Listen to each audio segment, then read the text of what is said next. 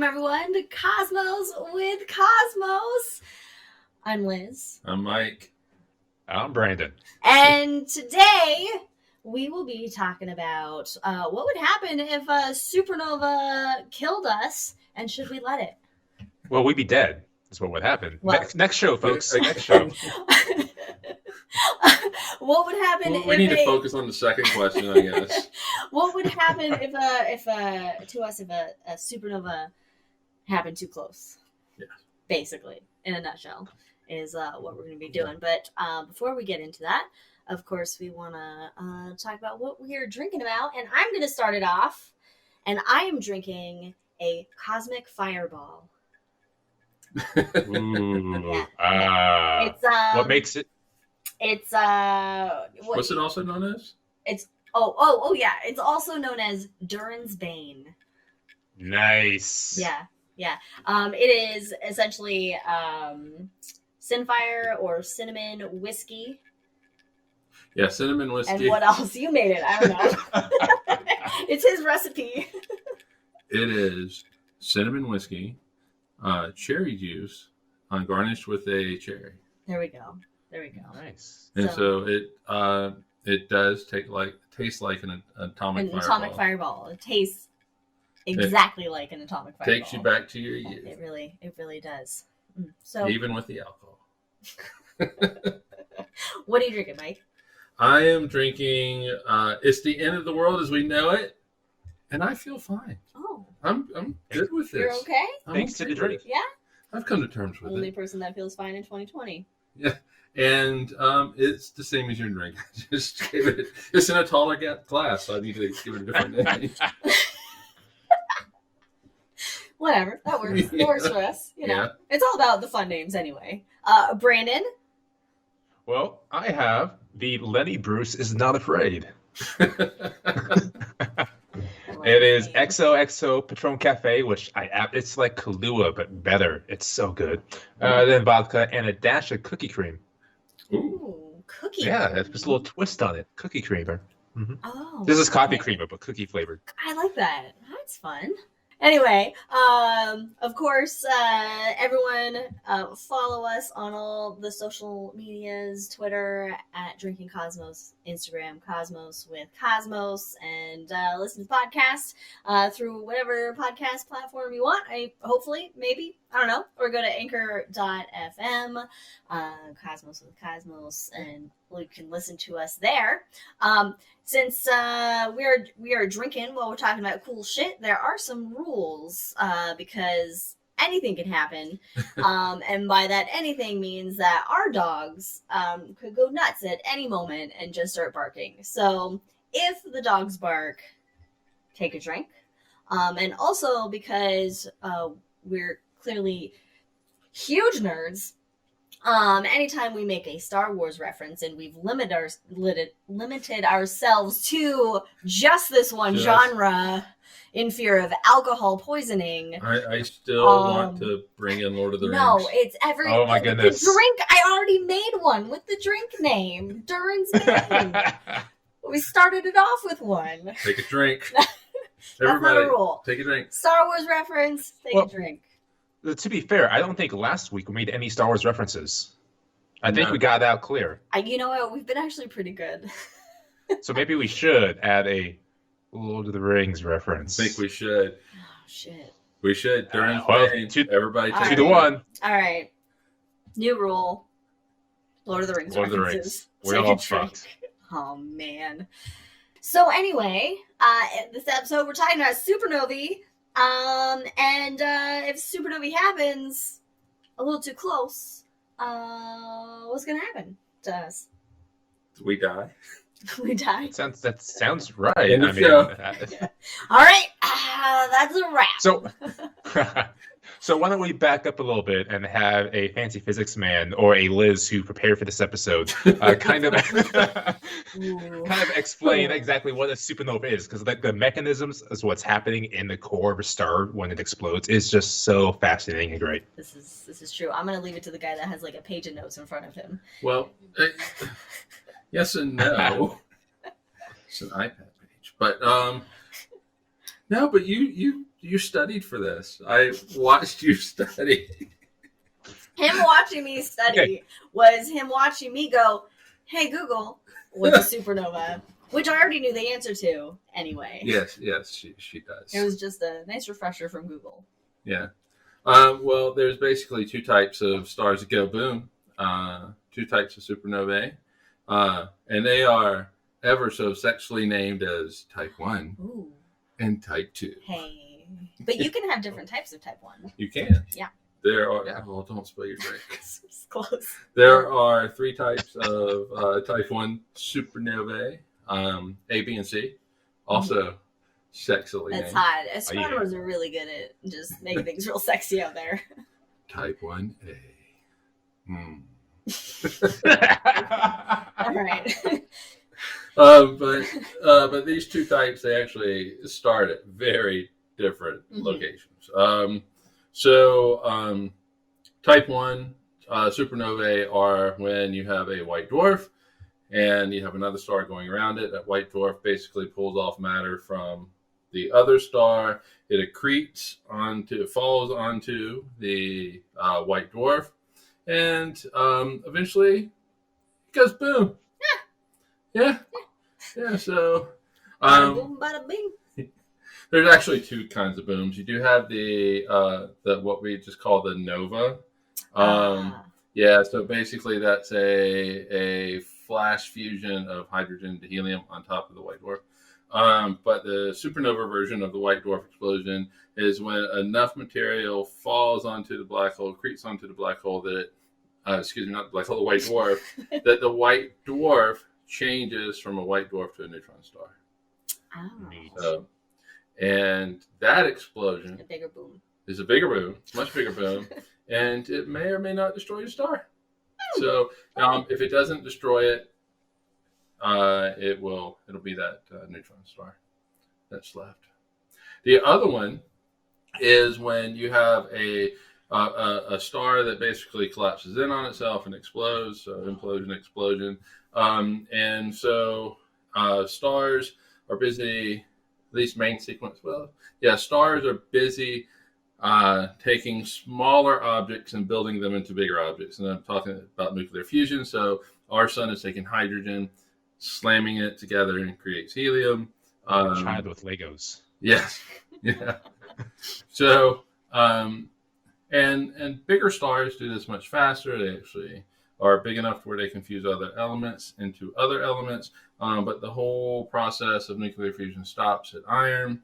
So iron has a real tight nucleus, and so it doesn't get a lot of energy in or out. It consumes energy. It consumes energy. Instead of emitting energy. Yeah, and so all that pressure holding up a star collapses. Electrons and protons gets fused together to create neutrons. And in that process, a lot of neutrinos are given off. Those neutrinos go flying out pretty close to the speed of light from the center of the star, and the outer layers of the star are what you would call opaque to neutrinos, so they'll absorb it. So all these neutrinos are hitting the outer layers of a star, and that neutrino shock just rips the star apart. So Neat. that is a Type 2 supernova. And Love it.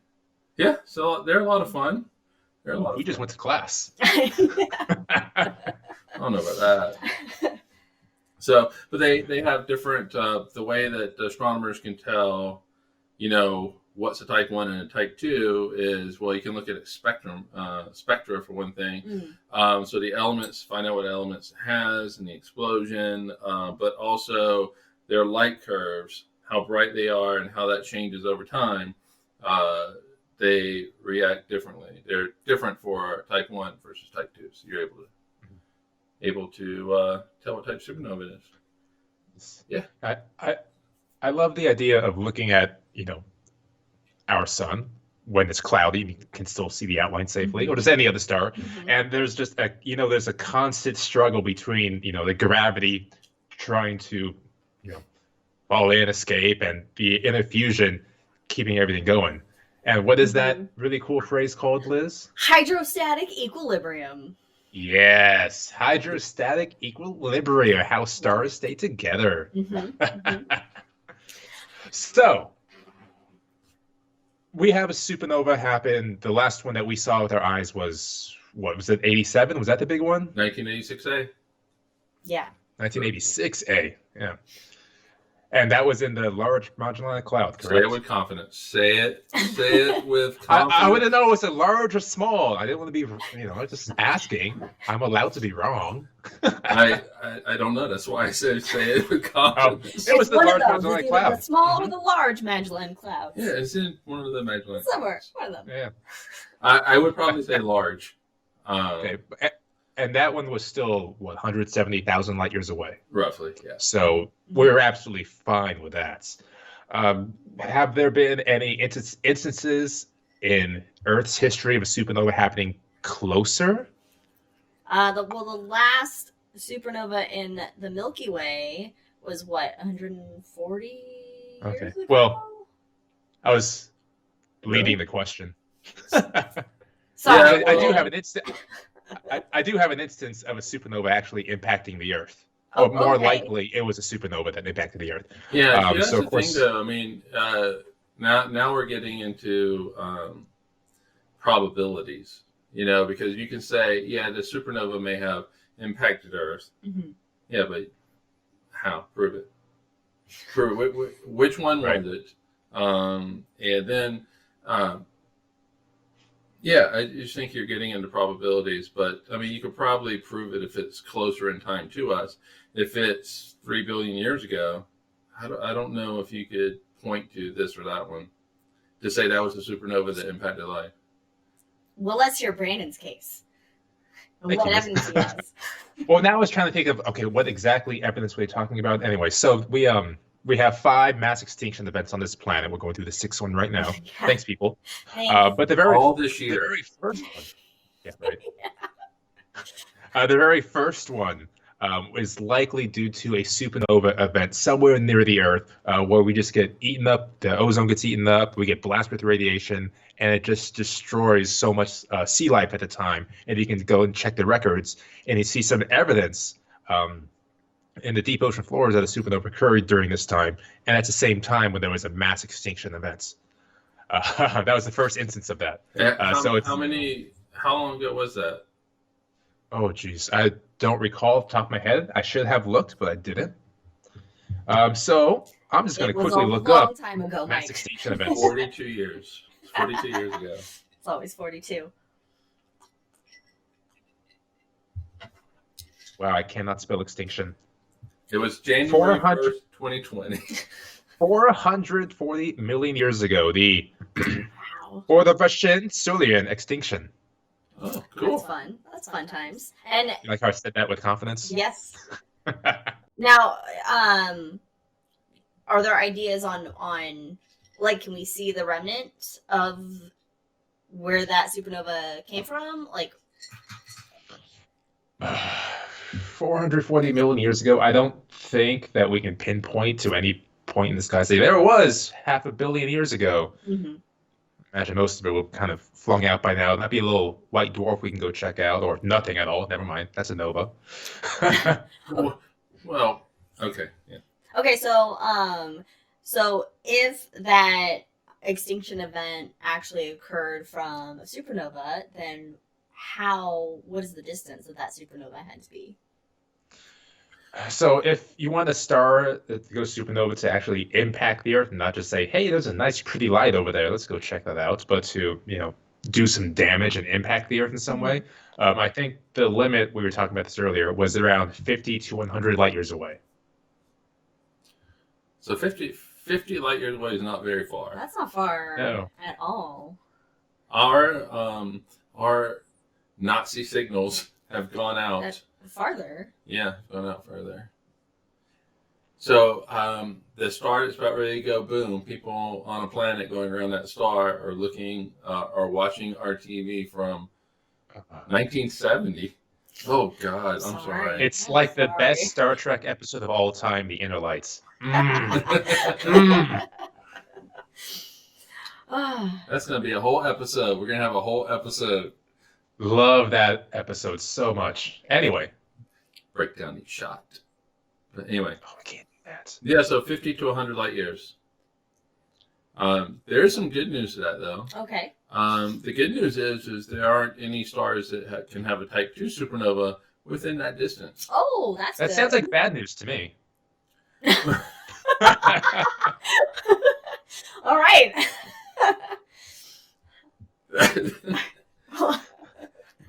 But for the Type 1, it's a little more complicated. White dwarfs are very small, they're very hard to see, and really hard to see. So there might be a lot that are within 50 light years of us, and we just don't know. There might be 4 of them. 4, yeah. There's probably. I'm thinking 4. There are 4 of them. There are 4 lights. There are 4 lights. We went on a tangent on Twitch. I apologize. And so, but the one that, I guess the closest one that we do know about is 150 light years away. Okay. So it's outside that. But still. So, like, if it's that quote unquote close, that would make a nice evening star at any point in the day. Like, what would that look like if it happened so close? Oh God. Yeah. Well, let's see. 150 light years. Probably. I mean, you would see it. It would probably be. Well, it said that Betelgeuse, when it goes supernova, that it would be as bright as a full moon in our sky, and it's 600 light years away. Oh yeah, 400. Well, maybe 25% closer. Or maybe, yeah, whatever that math works out to be. Still, a lot further away than 150 light years. Yeah, but that I was just trying to do the math roughly really quick, but I think you're talking probably our sun is minus 26 magnitude roughly. Okay. This is going to be roughly right around minus 10.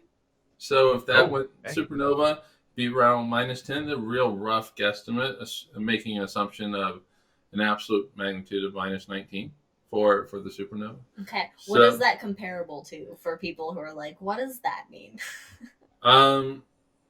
Think of like half a sun. Just kidding. Yeah, it's not half the sun. Okay. Yeah. The sun on a cloudy day. Yeah, it's So you not. look at it? No, it's not half the sun. It's actually much less than that. But Jack did the math. He got negative 10 as well. So there you go. Okay, there you go. Peer-reviewed science right there, folks. Because that's how science works. That's how it works. So around minus 10. Our sun's at minus 26. So some of the brightest stars that you see are 0. Now, with this magnitude scale, if it's negative, that means it's much brighter. Yes. The brighter it is, What's the more moon negative. at? Oh, God, I don't know what the moon is at. Yeah. I don't know. Jack, we need you on Twitch, buddy. But Somebody look at Vega, one of the brightest stars in the sky, is like around 0, I think is what it is. Wow, okay. So that would be from 150 light years we were just talking about. And the kill limit was at 50 light years. So how bright would that kill limit be? Like, it's 50 light years away, it explodes. Holy forking shirt balls. How bright is that? Well, we'd have 50 years to contemplate our death, I guess.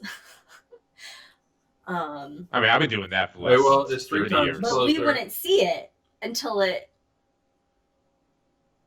I don't know. I'm overthinking Well, yes. distance and time. So if it goes supernova today, Yeah. we wouldn't see it for another 150 years. So I would be dust to dust. So would you. I mean, we're all dead, right? Unless you're Voldemort. Well, no, it's a 50-year one. This is we're 50, yeah, 50 year. I would still be dead. 50 light. We'll all be alive. You can make it to 100. No, I am dying on November 3rd. That's my last day. That's when the supernova is going to hit. Thank All right, God. so 50. So it's 3 times closer, which means it's going to be 9 times brighter than it was at 150 light years away. So it's going to be pretty bright. If it was, we wouldn't know it though for another 50 years, unless it happened in 1970, and we're about ready to find out now, and it's the end of the world. But because okay, so when it goes supernova, the supernova itself happens instantly. Yeah. Like Yeah, really so quick, the core collapses within a second. I think it was 25% the speed of light inwards. Yeah. And Awesome. so that energy, that radiation, it's traveling. I mean, that is the light that we see from it. So basically, if it's 50 light years away, it takes 50 years to hit us. But would we see anything? Because it would basically, when we would see something, it's hitting us at the same time. Okay. All right. So you're talking about like in an extinction kind of event, or just? Yeah. If there was a supernova 50 light years away. Oh, and it was going to kill us. Yeah. And it was going to kill us. Would we even see anything, or would it be killing us at the exact same time we would see something? Well, I don't think the death no. would be instantaneous either. It would just rip apart the ozone layer and expose us to all the bad rays out there from the supernova and the galactic rays as well. So there would be just so many mutations right off the bat. I don't think we would instantly die. No. Okay, there's going to be mutations. So it would be like a Mad Max apocalyptic wasteland with like 6 armed or people get superpowers, the Avengers form, they get the Infinity Stones, reverse it, do whatever, and save everybody. or turns into the boys, and there's a corporation of evil superheroes that just. Yeah, it's going to be that. It's definitely going to be that. Yep, that's most likely outcome. Anyway. Apparently, so this is the radiation versus plasma debate that we're having right now. I guess, who knew? I don't know. Jack knows. I guess, thanks, Jack. Thanks for prepping. Well, it just is, it's just something that I wonder if you would even see it. Okay, say death was instantaneous and didn't take like years of mutations and whatever, suffocation. It's that light that we would see from the explosion would reach us at the same time as all that radiation and shit. So, yeah, I think there might be a small little buffer in the ozone layer. I don't know how long that buffer in time is. It could just be a couple seconds. I don't know, for all that radiation to just first be like, wait a minute. Yeah. Oh, that's new. And then that's it. Why does this feel like a microwave? Or they're just like, bright light, well, dead. All right. Plasma moves slower than radiation. That makes sense. I mean, they're both going to kill us, yeah? Yeah, but you get to enjoy seeing that supernova That's a little true. bit longer with one of them. With what, the radiation? No, with the plasma, it moves slower. But then the radiation's going to hit you first. Yeah. But and you said that was the worst one. All right. Drinks. So Anyway. if a supernova occurs within 50 light years, we're going to get blasted with radiation. Ozone's going to be depleted. We'll probably survive for a little bit. It won't be a fun life. And maybe the Avengers will form, or we're all dead anyway. Yeah, get microwave from the inside out. That's what happens if a supernova occurs 50 light years away. However, but let's be clear, there's no star that can go supernova within 50 light years. But let's say let's say we are in the End of Light episode and our sun goes supernova. So the core collapses within a second, and it goes big boom. Like, do we just see a flash of white blinding light and the whole planet's done for? Well, you get 8 minutes of but we wouldn't know about it. We wouldn't know that. Yeah. It would just be, hey, and the planet's vaporized. Yeah, so if it occurs that close, it's not radiation we're worried about. It's just the destruction of the entire solar system in a moment. Yeah. Like the shockwave would rip apart the Earth and destroy everything and everyone. I mean, know what's coming? No, you would. Oh. I mean, the shockwave doesn't surpass the speed of light, and so you would see the light of the explosion, and then you have 8.5 minutes, we'll Oh, say, for that okay. light to get here. But that Okay. shockwave is coming in slower. So you have 8.5 minutes to go.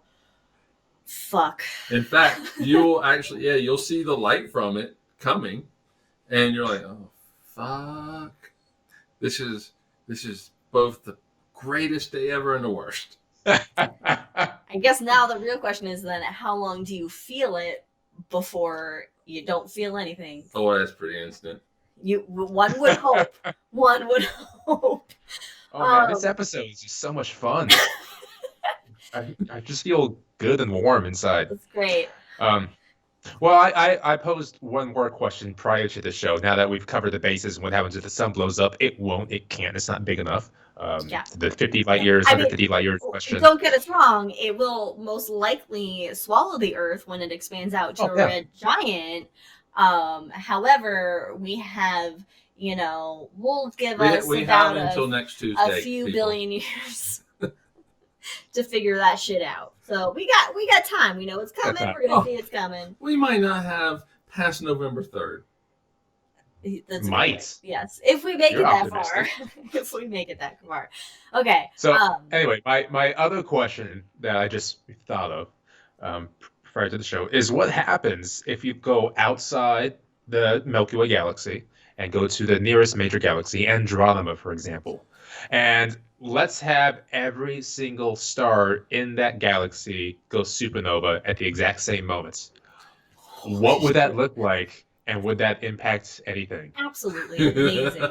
That would be so cool. Amazing. An entire galaxy just poof. Then what happens to the galaxy? You don't have a galaxy anymore. Poof.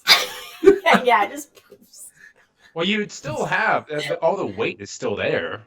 Oh. So no, don't use the word weight. Mass. Wait, I apologize. Mass. I apologize. There's mass science is still there. show, Brandon. So we have every star goes supernova at the exact same moments in the Andromeda galaxy. What would happen? Like, what would that look like? My first thought is not even about like, hey, how's that going to affect our galaxy if our whole neighbor of a galaxy explodes, essentially? But it's like, what does a white matter do? Like, if you have a really big star explode, it turns into a black hole. So what happens when a fucking galaxy explodes? But the mass is still there. Like Brandon, he said wait, and it just got us sidetracked for a second. But no, the mass is still there. So like if our sun turns into a black hole, the Earth doesn't give a fuck. It's just gonna get really cold. It'll keep going around this black hole sun. But it's gonna get cold real quick. I think it's gonna be cold here tonight in Ogden. Okay. It'll be much colder. Okay. So then, back to Brandon's previous question, how does all the stars in the Andromeda galaxy exploding affect us? It won't. If you want to talk about effects, what's that going to look like in our sky? Okay. Mike knows this. In fact, he teased me with this earlier, saying he knows, but he didn't tell me. Yes, right. because Brandon asked this, and Mike immediately started doing math. So, nerd. Hey. All right, everybody can bite me. But anyway, so the Andromeda galaxy is what, 2.5 million, roughly, million light years away? Sure. So at that distance, the Andromeda galaxy, if every star went supernova, would be just a hair, a slightness over the size, over the brightness of our sun. Oh, we like Tatooine. Yeah, so we would have. That's how you get a planet with two suns. Is one is a whole galaxy exploded, a galaxy far, far away. Oh, that's a drink. Far, far away. I finally did it. Drink. Let's see, first time in this season. I know. Oh my gosh. Yeah, but I mean, yeah, it's bright as the sun. And that's so kind of a little bit bigger. I mean, spread out in the sky. I think it's a little bit bigger than the sun as well. I mean, you would think that it would be more. You would think that it would like kill us all, but I mean, just space distance. It's just space distances are just so huge. Yeah. Yeah. And a couple things. I know there'd be just this major psychological issue, like that just galaxy exploded. Are Oh, we fucking yeah. next? Yeah, we'd probably get real fucked up. We'd be like, But- what, Yeah, who, what How? caused that? But then also, I am thinking that what happens if the entire galaxy explodes at once is everyone's going to be looking in that direction, and on the other side of the universe, there's going to be some major heist going on. Is this That's is what's this like a Universe Ocean's 11 scenario? Yes. Universe Space 11. It's the title of my next sci-fi book. What happens if the entire galaxy explodes, and what's the job? I mean, to be fair, everyone's gonna be looking Yeah, at that shit. the dog's barking. The dog is barking. I don't know if you guys can hear the dog bark, but the dog barks. So we'll go ahead and take it. I think I put Jack's, way too much ice in this one. All it does is clink. It's fine. Jack's trying to our dog Jack, not Twitch Jack. Oh. Oh, did you get confused for a second? Well, no. Dog Jack's barking. But I didn't even. Yeah. Okay. Yeah, dog Jack is trying to play with dog Leia. Welcome to the part of the episode where the drinks are slowly kicking in. It's good times. All right. All right. Anyway, so basically Andromeda explodes. We got two suns. Neat. But that brightness added with the sun's brightness already is gonna really give you can't go outside. No. No, you can't. And I guess well, if you're in New Zealand where you don't see Andromeda, you might actually. Oh, that'd be lame. okay. Would they just have like a constant like with sunset time? You can kind of there's some brightness coming off the other side of the horizon. Actually, Yeah, because Andromeda's not visible at night all year long. It's only during certain. yeah, I guess Right. it's well for us here in the north, we're Yeah. more likely to have it up above the horizon because it is pretty far north, right? So we'll have it up above the horizon Mhm. more. But now I'm trying to think: would New Zealand be able to see if they see Andromeda? Because if they can see the galaxy, they got problems too. So really, Antarctica might be the best place to be. So Ricardo Station coming for you. basically, if all the stars in Andromeda exploded, then that would actually have a significant effect on us.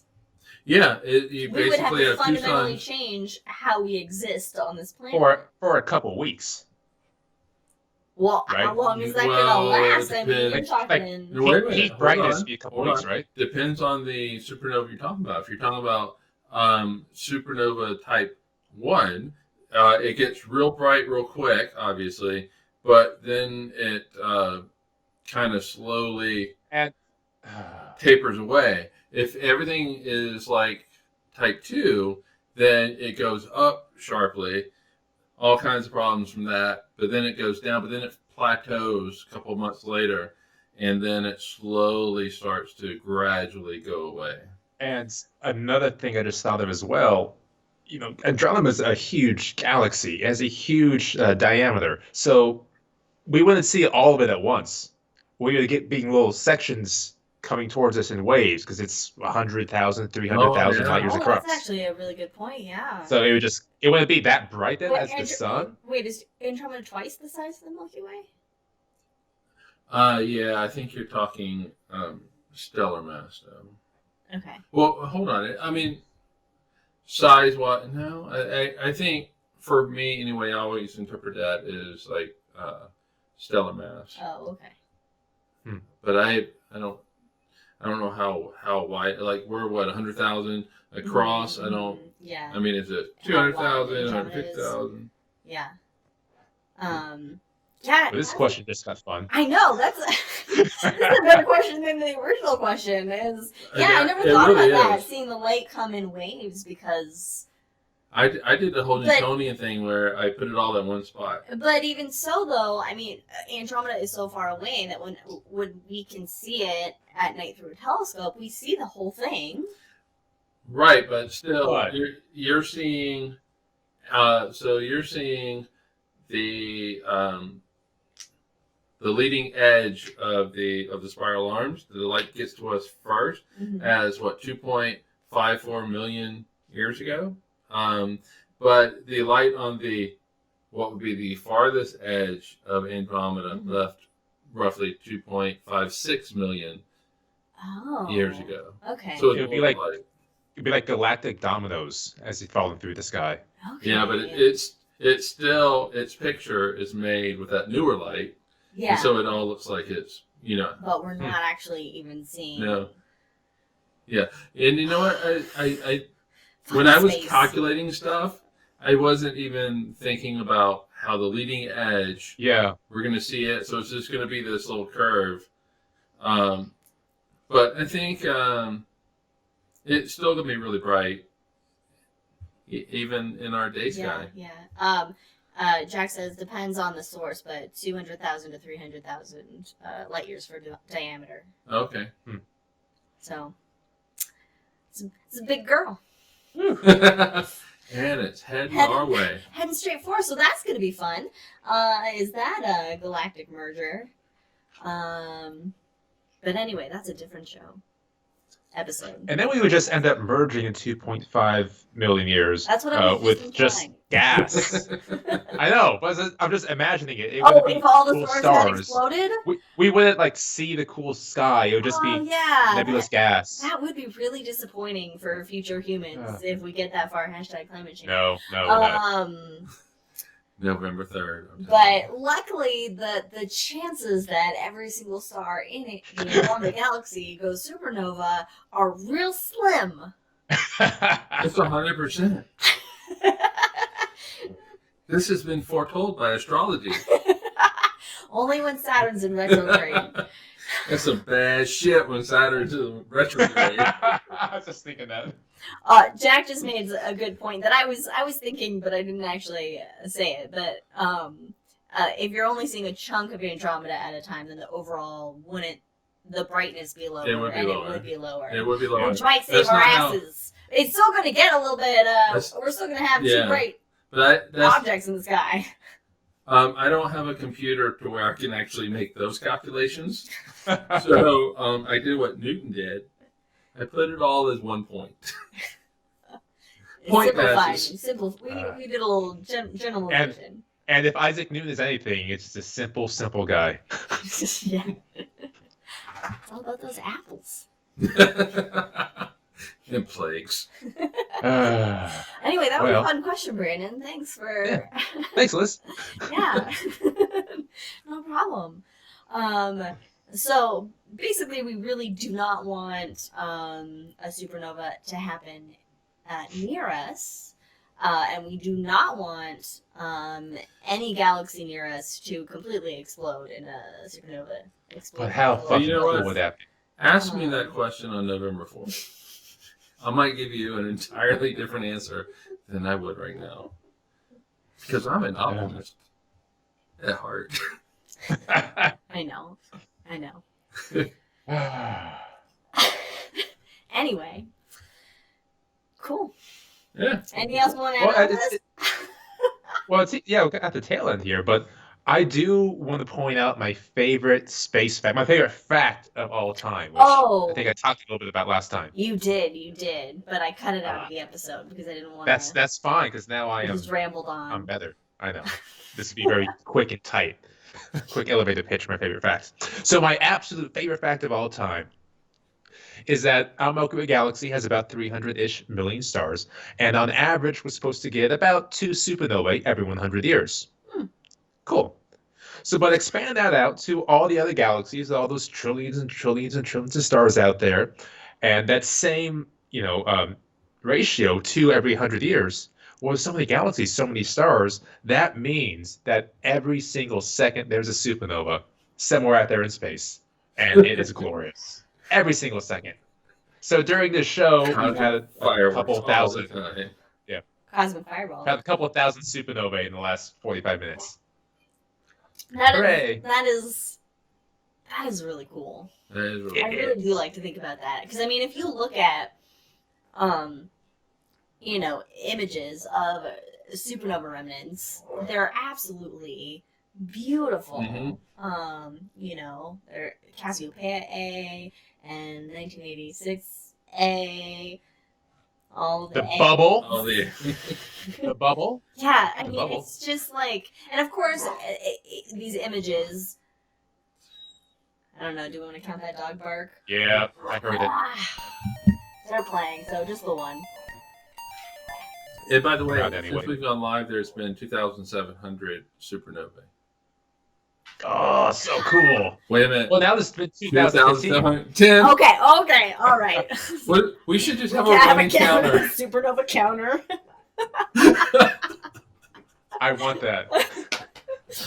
Anyway, so it's amazing because I mean the images are beautiful. Now it's not, when you look at the image, it's not necessarily what we'd be able to see with our eyes because we can't see in all the cool, fun wavelengths. But you have then all this material essentially being exploded out into space. And it's that material that's exploded out that, interacts with other areas of material. And then you get more stars and planets and asteroids and comets and the whole universe forms from And it. Liz, what do we call that? We call that, when you're looking at my shirt, we're made I of... was looking at your We're shirt. made of stardust. I thought that you were looking for a scientific term. No, I was looking at your shirt. I was thinking it's a circle of life. No, It is. Stardust. Stardust. We're made of stardust. I love that. Neat. Because you can only get iron in a supernova. I get that from cereal. And that's where it came from. Yeah, so supernova, I love them. They're amazing. Because it's like the universe, the whole universe. The point I was trying to make was the whole universe is like recycling itself. True. Yeah. So why can't we do that here on Earth? Well, look. Different show. Different show. Speaking of different shows, what do we got up next? I'm gonna let you say it, Brandon, because I know. Oh, you ladies are and gentlemen, the super next show is an excited. exciting show. I'm going to cut Liz off right there because I am so excited about this next show. And of course, it's going to occur after the election, and we'll know who the leader of the hopefully free world is going to be, and then we'll have a better idea of where our future in space will be. So we're talking about the future of space policy, people. What's going on with people? Are we getting to Mars? The GOP just put out a tweet the other day saying we're going to get to Mars in 2024. That's a fucking lie. They said we're going to establish a permanent human base on the moon by 2024. Also a fucking lie. So let's talk about these things in that episode, and I am super excited. That didn't even really show off how excited he truly is deep down. He did not give 100%. I am He's so bursting at the excited. seams with excitement. This is jam. Also, Jack would also like a "Where's Bobby the Photon" update. We've forgotten about our photon. We have to figure out where we launched them. I think Brandon has it. He might have it. When did we launch them? do. However, this sounds like something for those of you listening to the podcast. If you listen live on Twitch, we have a hangover edition where it's live right after the show, and we just chat about stuff. Are you transitioning? Like Bobby the down to that? Photon. Yes, I am transitioning Okay. because I have to go look things up and figure out where it is, where's my documents, and how far it's come. All right. Then I'll give us a fresh closing in there, and then we'll stick around for Hangover. All right. So join us next time when Brandon just loses his shit talking about the future of space policy and. Like, I have so many books right Oh, here. man. All right, Let's just do I this right think now. I think we might have to add a new rule. That's anytime Brandon gives a book recommendation in Brandon's book corner, to drink. Yeah. So, Mars Wars by Thor Hogan. Thor Hogan, what a fucking name. This actually does a great job breaking down the Bush 1 SEI initiative going into No, Mars when it no. All failed. right. So I strongly Anyway, recommend. yeah, if you want more of this, come back a couple weeks. The future of space policy after the election. So Anyway, thanks for vote. joining us this time. Vote science. Vote, and we'll see you. We'll see you again. Cheers. Cheers. Deuces.